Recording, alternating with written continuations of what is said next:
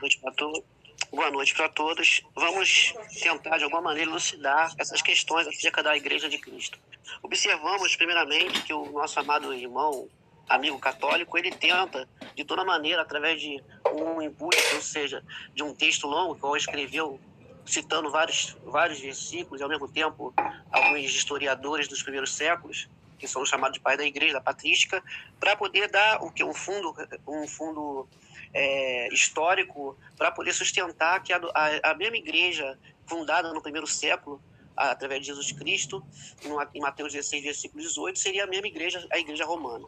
Vamos ler primeiramente no livro de Mateus, no capítulo 16, versículo 18, vamos ver como foi a fundação da igreja. Primeiramente, vamos ver Mateus 16, versículo 18.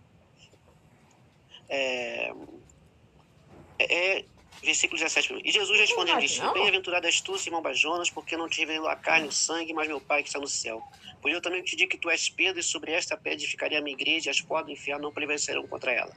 E eu te darei as chaves do reino dos céus, e tudo que ligares na terra será ligado no céu, e tudo que desligares na terra será desligado no céu. Observamos que a igreja começa através de uma pergunta acerca, com todos os discípulos estavam reunidos, Pedro, Tiago, João e todos os demais apóstolos ali estavam reunidos, e Jesus pergunta para os seus discípulos: quem é Jesus Cristo?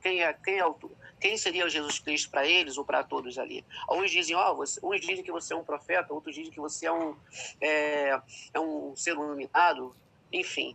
Mas Pedro, tomando a palavra, diz: tu és Cristo, o Filho do Deus vivo, o Filho do Deus vivo. Jesus declara: bem-aventurado és tu, Simão Barjona, que não foi a carne e o sangue que te revelou, mas sim meu Pai que está no céu.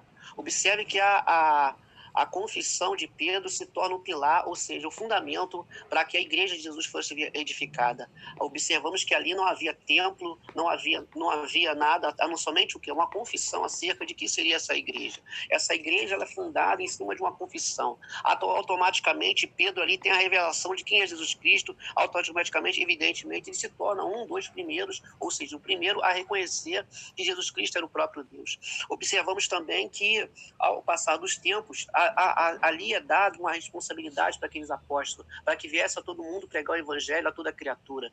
Os apóstolos enviados a Jerusalém, dali de diante, esperar primeiramente ao cumprimento da promessa, que está no livro de Atos, versículo 1:8, que fala: esperar em Jerusalém até que do alto seja revestido do poder. Observe que no capítulo 2 de Atos Apóstolos, lá é o cumprimento da promessa que estava no livro de Joel, acerca que o Espírito de Deus seria derramado sobre toda a carne no dia de Pentecostes. Havia 120 discípulos de Jesus reunidos, e ali